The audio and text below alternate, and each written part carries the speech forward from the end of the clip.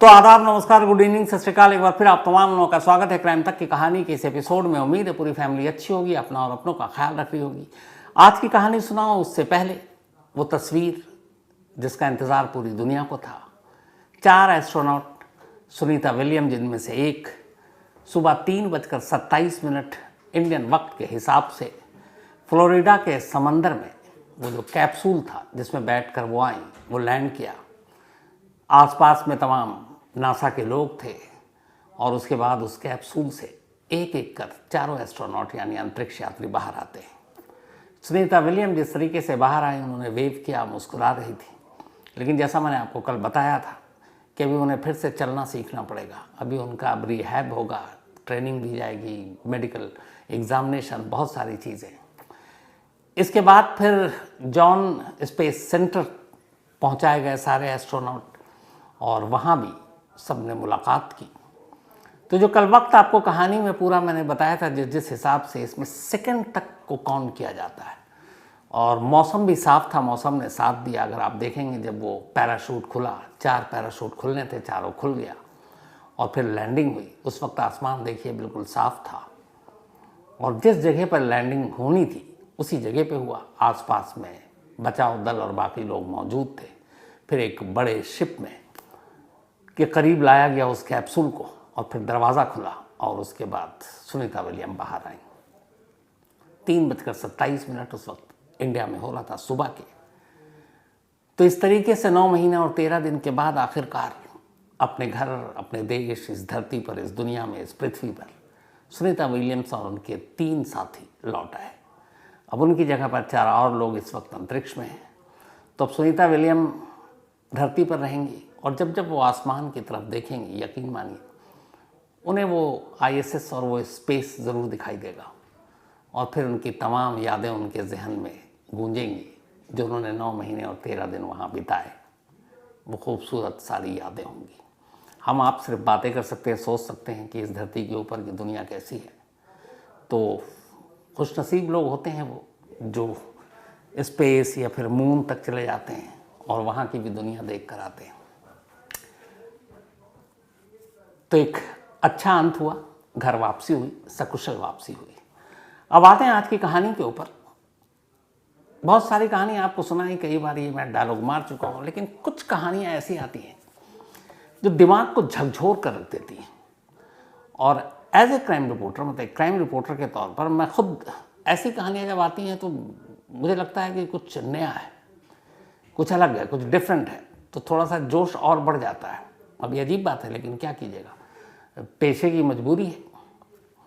कल रात से खबर आ रही थी मेरठ से और वो जैसे जैसे फिर पूरी डिटेल हुई, डिटेल में वो बातें हुई और फिर उस खबर की गहराई में गया और उसके बाद जब सच्चाई सामने आई तो दिमाग घूम गया। मुझे लगा कि वाकई क्या कुछ हो सकता है इस दुनिया में। मेरठ के सिटी एसपी हैं मिस्टर आयुष, फिर उनसे मेरी आज बात हुई, लंबी बात हुई, और जो उन्होंने डिटेल बताई ना, चौंकाने वाली डिटेल। एक अजीब कहानी है। इस कहानी की शुरुआत होती है इस ड्रम से। ये नीले रंग का प्लास्टिक का ड्रम है। आमतौर पर लोग घरों में पानी रखने के लिए इस ड्रम का इस्तेमाल करते हैं। इस ड्रम को पहले एक घर से निकाला गया, वो घर ये है। फिर इसके बाद इसको एक टेम्पो में डाला गया, टेम्पो से ये ड्रम सरकारी मुर्दा घर ले जाया गया। अब ड्रम बहुत ज़्यादा भारी, न टूट रहा था न खुल रहा था। पुलिस वाले की मजबूरी, मैकेनिक को बुलाया, फिर मशीनें मंगाई गई और आखिरकार सरकारी मुर्दा घर के एक कंपाउंड के अंदर इस ड्रम को काटा गया। जब काटा गया तो अंदर सीमेंट जमा हुआ था। फिर उन सीमेंट के टुकड़ों को काटा गया। जब उनको काटा गया तो फिर 3 टुकड़ों में सौरभ नाम का एक नौजवान जिसकी उम्र 29 साल है, वो उस ड्रम से बाहर आता है 3 टुकड़ों में। अब ये पूरी जो कहानी है, कुकर में, फ्रिज में, तमाम लाशों की आपने कहानियां सुनी अलग अलग तरीके की। ये ड्रम वाली कहानी है। इस कहानी के पीछे की साजिश और इस कहानी में एक अंधविश्वासी की एंट्री इस कहानी को अजीब बना देती है। खुद आज जब मेरठ पुलिस के एसपी सिटी प्रेस कॉन्फ्रेंस कर रहे थे तो ऐसा लग रहा था कि वाकई वो कोई कहानी सुना रहे हो। इस कहानी के कुल 3 किरदार हैं, एक पति है, एक पत्नी है और एक प्रेमी है, और गलती से प्रेमी अंधविश्वासी है। कहानी की शुरुआत होती है 2016 से। 2016 सौरभ नाम का एक शख्स मर्चेंट नेवी में था, मेरठ में रहा करता था। 2016 में एक दिन मेरठ में उसकी मुलाकात मुस्कान नाम की एक लड़की से हुई। मुस्कान को देखते ही उसको प्यार हो गया। फिर मुस्कान की उससे दोस्ती हुई, मुस्कान ने उसका प्रोफाइल देखा, मुस्कान को भी प्यार हो गया।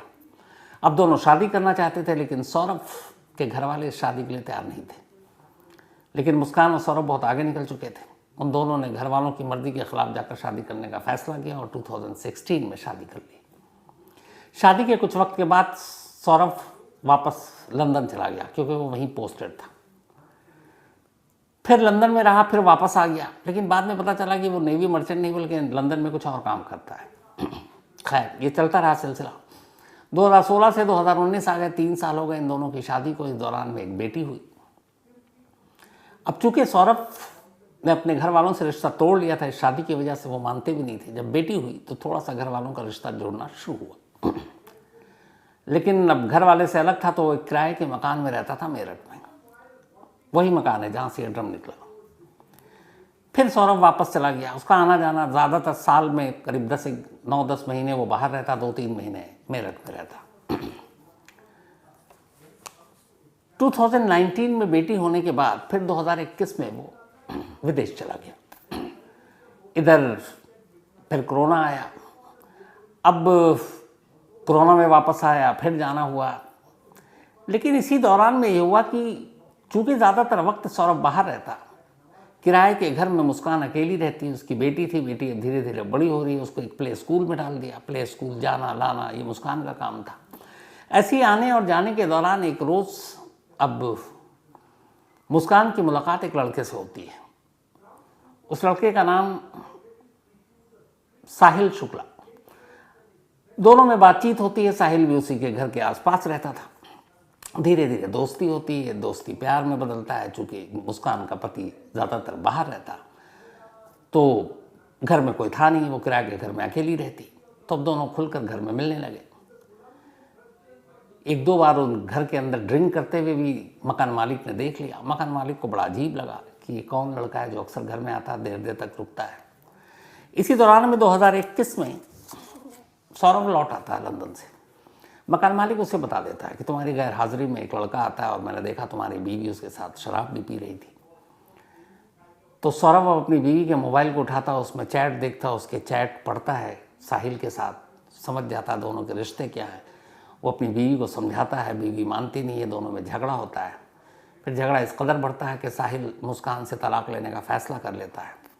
और इन सारी चीज़ों को करते करते 2023 आ जाता है। 2023 में वो वापस लंदन चला जाता है। अब इस बार लंदन गया तो पूरे 2 साल के लिए गया, 2 साल तक लौटा नहीं। इधर मुस्कान और साहिल का रिश्ता दिन ब दिन मजबूत होता जा रहा था। अब हुआ ये कि साहिल की मां नहीं थी और साहिल थोड़ा अंधविश्वासी। उसके घर में वो सारी चीज़ें थी जो एक अंधविश्वास की तरफ इशारा करती थी। साहिल की मां की मौत हो चुकी थी, लेकिन साहिल ने एक नंबर ले रखा था मोबाइल पर और उसमें एक अकाउंट खोल रखा था। और वो अकाउंट उसने अपनी माँ के नाम पर खोल रखा था और उस अकाउंट से वो स्नैपचैट करता अपनी माँ से, यूँ ही माँ ये है वो है। आप लोगों में से बहुत सारे लोगों ने शायद एक फिल्म आई थी अल्लू अर्जुन की, डीजे, बहुत ही मशहूर फिल्म थी, मैंने कई बार देखी। उस फिल्म में जो एक कैरेक्टर है वो अपनी माँ से बात करता है। सेम यहाँ पे साहिल का था कि वो स्नैपचैट के ज़रिए उसे लगता है कि उसकी माँ उससे बात कर रही है। धीरे धीरे जब नज़दीकी आई तो मुस्कान को ये बात पता चली। मुस्कान साहिल को पसंद भी करती थी। मुस्कान ने एक खेल खेला। उसने अपने भाई के नंबर पर एक सिम लिया, उसमें एक अकाउंट खोला स्नैपचैट का और उस स्नैपचैट के ज़रिए अब वो साहिल के उस अकाउंट पर मैसेज करने लगी जो उसे लगता था कि उसकी माँ का अकाउंट है। और उस अकाउंट में अपनी तरफ से मुस्कान ये कहती कि ये लड़की खुद के बारे में साहिल को कि वो लड़की मुस्कान बहुत अच्छी है तुम्हारी ज़िंदगी में, तुमको बहुत खुश रखेगी, उसका ख्याल रखना, उसको कभी छोड़ना मत, धोखा मत देना। अब ये सारे चैट पढ़ के उधर चूँकि वो अंधविश्वास का मारा साहिल, उसे लगता कि ये माँ उससे बातें कर रही है और माँ उसे बता रही है मुस्कान के बारे में। तो ये सारी बातें सुनकर माँ की तरफ से उसको मुस्कान से और भी ज़्यादा प्यार हो गया। अब उसके दिल में आया कि मुस्कान से ही शादी करेंगे, किसी और से नहीं। इधर साहिल की वजह से लड़कर सौरभ लंदन जा चुका था। स्नैपचैट ने उनको और करीब कर दिया था। धीरे धीरे अब नज़दीकियाँ बढ़ती गईं।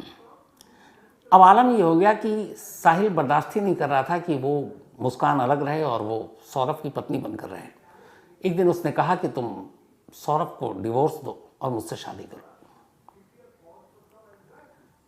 फिर उसने कहा कि डिवोर्स देने का फ़ायदा नहीं, कि वो डिवोर्स दोगे तब भी वो आसपास ही रहेगा, तो एक काम करते हैं। उसने कहा सौरभ का वध कर दो, यानी कत्ल। ये वध शब्द का भी इस्तेमाल डीजे फिल्म में हुआ था। अब इधर कहानी यूँ आगे बढ़ रही थी कि मुस्कान भी अब सौरभ से पीछा छुड़ाना चाहती थी। साहिल के पास और करीब आकर अब उसने साहिल की बातों में आकर तय कर लिया कि सौरभ को रास्ते से हटा देते हैं और उसका कत्ल करेंगे। और कत्ल करने के बाद अब साहिल इस बात पे खुश कि मुस्कान उसकी होगी, दोनों शादी कर लेंगे।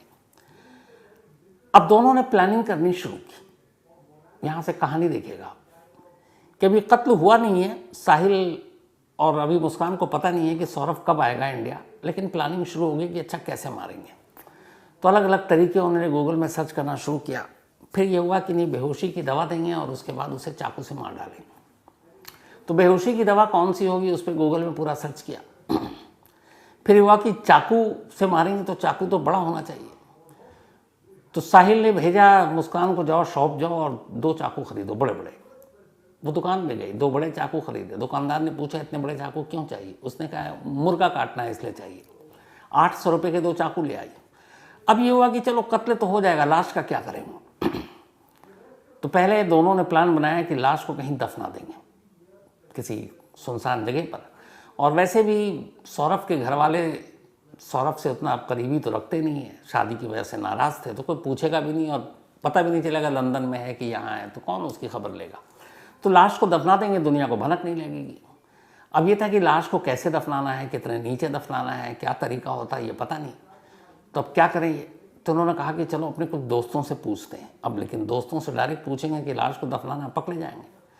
तो उन्होंने अब दोस्तों से पूछना शुरू किया कि ये बताओ कि जो पूजा सामग्री होती है, बहुत सारे ऐसे जगहों पर जहाँ आपके किनारे गंगा यमुना नहीं है, तो लोग पूजा की सामग्री का अपमान न हो उसे ज़मीन में गाड़ देते हैं। तो दोस्तों से पूछना शुरू किया कि पूजा सामग्री को कैसे गाड़ते हैं। तो उन्होंने बताया कि बस ऐसे गड्ढा खो तो डाल दो। उसने कहा नहीं अगर ज़्यादा गहराई में डालना हो। उन्होंने कहा कि इतनी गहराई में जाने की ज़रूरत क्या है। तब इन्होंने ऐसे ही पूछ लिया कि अच्छा लाश को गाड़ने में कैसे तरीका क्या होता है। दोस्तों ने फ़ौरन भांप लिया। उन्होंने कहा तू पागल है क्या, इस तरह की बातें कर रहा है। फिर ये डर गए कि कहीं दोस्त खुलासा ना कर दें। इन्होंने लाश को दफनाने का आइडिया ड्रॉप कर दिया। और इसी के बाद एक नया आइडिया आया कि क्यों ना एक ड्रम खरीदते हैं, ड्रम में लाश के टुकड़े डालते हैं और उसके बाद सीमेंट का घोल डाल देंगे, ड्रम पैक, कभी पता ही नहीं चलेगा। तय हो गया। अब सब कुछ तय हो गया, चाकू खरीद कर ले आए। अब सौरभ का इंतज़ार। 25 फरवरी को मुस्कान का जन्मदिन होता है। तमाम लड़ाइयों के बावजूद सौरभ मुस्कान से प्यार करता था।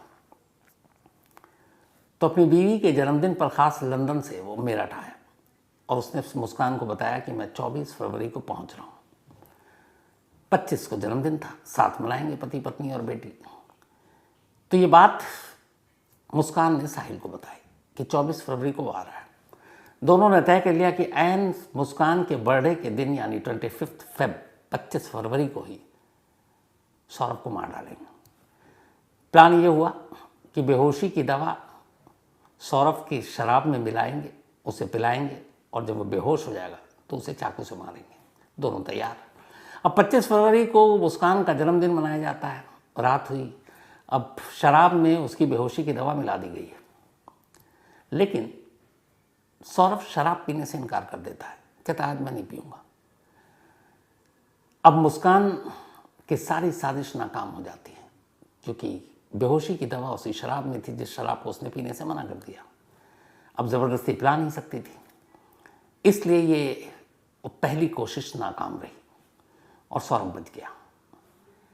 अब जब बच गया तो अगले दिन फिर साहिल और मुस्कान मिलते हैं कि अब क्या करें, तो उन्होंने मौत की अगली तारीख चुनी 3 मार्च।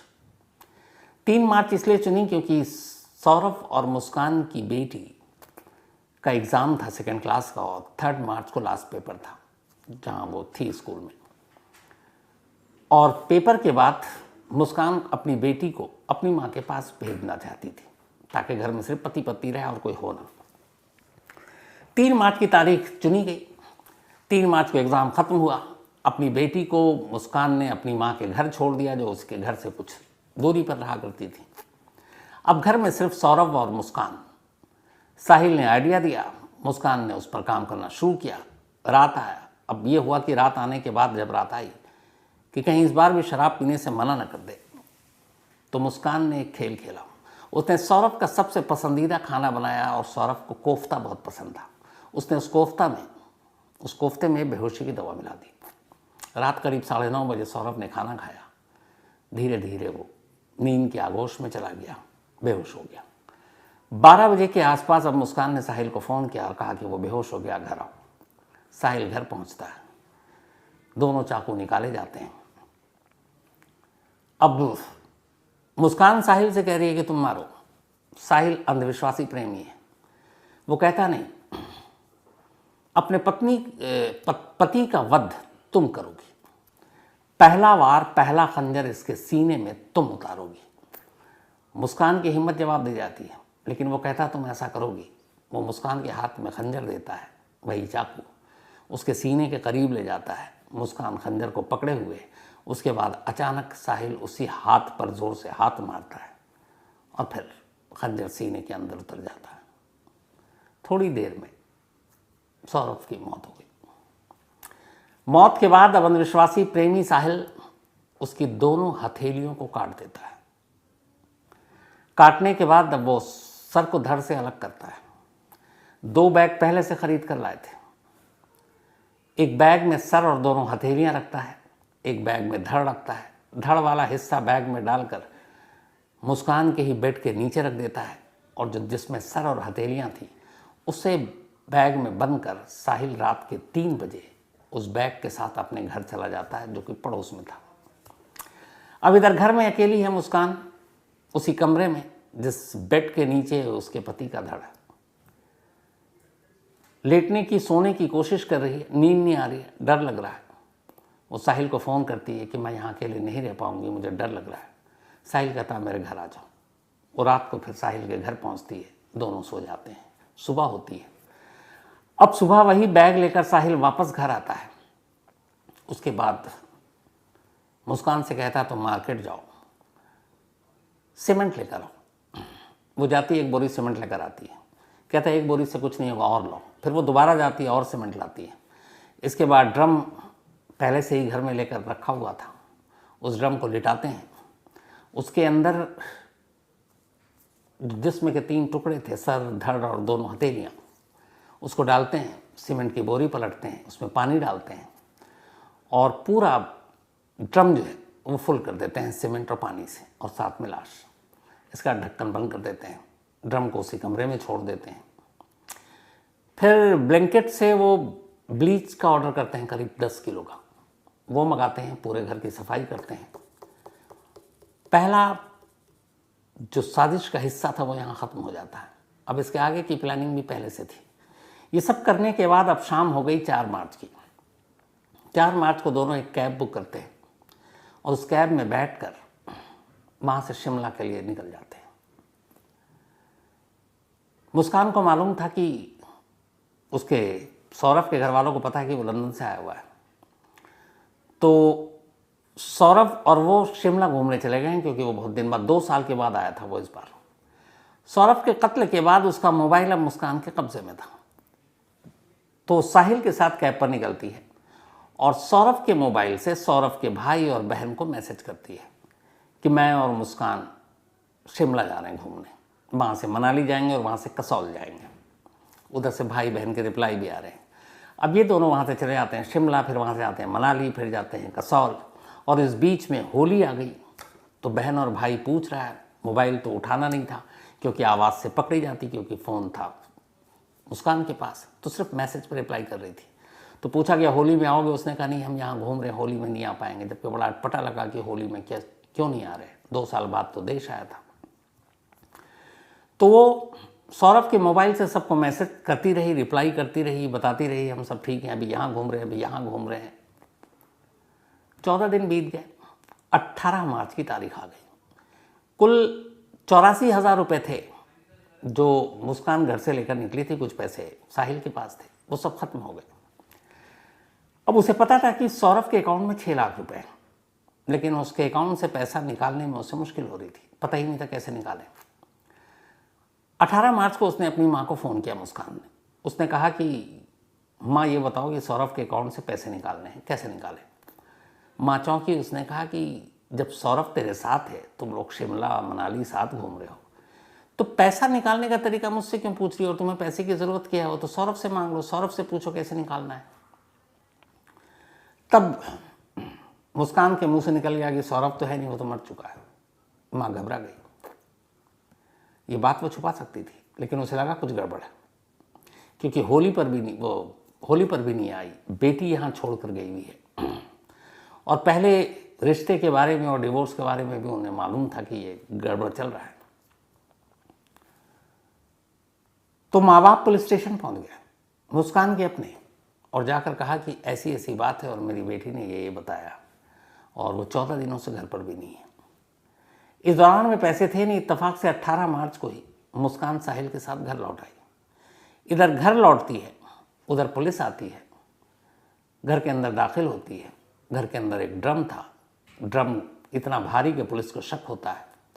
तब तक ये सारी बातें सुनकर सौरभ का भाई भी वहाँ पहुँच चुका था। इन दोनों से पूछताछ होती है, ड्रम को तोड़ने की कोशिश होती, खोलने की कोशिश होती, नाकाम होते हैं। फिर पुलिस वाले एक टेम्पो बुलाते हैं, उसमें ड्रम को रखते हैं और मुर्दा घर ले जाते हैं पोस्टमार्टम के लिए, ताकि पहले ड्रम खुले। फिर मैकेनिक को बुलाते हैं, मैकेनिक ड्रम को काटता है, फिर पत्थरों को तोड़ता है, क्योंकि वो सीमेंट के घोल से बिल्कुल सख्त हो चुका था।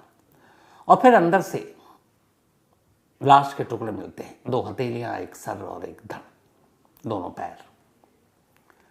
जब ये सारी चीज़ें सामने आ गई तो फिर मुस्कान ने और साहिल ने अपना जुर्म कबूल कर लिया। साहिल का ये कहना था कि उसने ये सब कुछ इसलिए किया क्योंकि मुस्कान को वो पसंद करता था और मुस्कान को उसकी माँ भी पसंद करती थी। वो माँ जो इस दुनिया में नहीं है, जो दिमागी तौर पे वो सोचता था बात करती है, और उसको भड़काने में उस मुस्कान का भी हाथ था, जो उसको चैट करके ये बताती थी माँ बनकर उसकी कि ये लड़की अच्छी है, तुम्हें खुश रखेगी। और वो अंधविश्वासी साहिल इन सारी चीज़ों में आ गया और उसे लगा कि बस ज़िंदगी यही है, इसी से शादी करेंगे। तो इसीलिए उसने सीधे सीधे कहा कि वध करोगे, और वहमी था, अंधविश्वासी था। तो उसे लगा कि अगर पत्नी मारेगी तो फिर ये सारी चीज़ें नॉर्मल हो जाएंगी। दोनों हथेलियाँ भी इसलिए काटा कि उसके हिसाब से दोनों हथेलियों को काटने से जो किस्मत लकीरें हैं, वो सारी चीज़ें जो बाद में शराब पाप बन सकती हैं, वो भी नहीं होगी। तो ये सारी चीज़ों उसने किया। लेकिन इस कहानी का क्लाइमेक्स जानते क्या है? जब पुलिस ने पूछताछ की तो जुर्म तो कबूल कर लिया दोनों ने। मुस्कान से पूछा कि तुम्हारा पति तो तुम्हें डिवोर्स देना चाहता था, तुम आसानी से उससे तलाक ले सकती थी, और तलाक लेकर तुम साहिल से शादी कर सकती थी, तो फिर कत्ल क्यों? मुस्कान ने कहा, मैं साहिल से कभी शादी नहीं करना चाहती थी और न कभी करती। बस एक साथी के तौर पर मुझसे पसंद था और मैं उसके साथ अच्छा वक्त गुजार रही थी। साहिल से पूछा गया, तुमने ये कत्ल क्यों किया? उसने कहा, अगर सौरभ रहता तो फिर उसकी ज़िंदगी नर्क रहती, क्योंकि वो मुस्कान से शादी करता और वो तंग करता। अभी भी शायद साहिल को ये सच्चाई नहीं मालूम कि जिस मुस्कान की वजह से उसने उसके पति का कत्ल किया और करवाया, जिससे शादी करने के लिए, वो मुस्कान कभी उससे शादी करना ही नहीं चाहती थी। अब सोचिए कि अगर ये राज फाश ना होता, ये ड्रम की सच्चाई बाहर ना आती, कुछ दिन बीत जाता और फिर साहिल अगर मुस्कान पर शादी के लिए दबाव डालता, तो क्या इस कहानी का पार्ट 3 शुरू नहीं होता? क्यों पार्ट 3 मैंने कहा? पहली शादी लव मैरिज जो मुस्कान और सौरभ ने की, दोनों ने एक दूसरे को देखा, प्यार हुआ, घर वालों की मर्जी के खिलाफ शादी की, लव मैरिज। लव मैरिज के बाद मुस्कान को फिर लव हुआ साहिल से, लेकिन साहिल से वो शादी नहीं करती। तो जब ये सच्चाई साहिल को पता चलती है इस कत्ल के बाद कि वो उससे शादी नहीं करना चाहती है, फिर एक क्राइम होना तय था। इसीलिए मैंने कहा कि शायद मुस्कान पार्ट 3 भी हो सकता था, लेकिन उससे पहले इस कत्ल का राज फाश हो गया। क्या क्या दिमाग लगाया और क्या कुछ किया और हाथ क्या आया, दोनों के जिंदगी भर की कैद सलाखें। और उस मासूम बच्ची का क्या, जो सौरभ और सोनिया की थी। बाप का साया माँ ने छीन लिया, माँ कानून की गुनहगार, 4 दीवारी के पीछे उम्र भर, और वो यतीम हो गई एक झटके में। इसीलिए कहते हैं बुरे काम का हमेशा बुरा नतीजा होता है। लेकिन काश क्राइम करने से पहले अगर हर कोई ये सोच ले, क्राइम रेट अचानक गिर जाए, लेकिन सोचेगा कौन। तो ये थी आज की कहानी।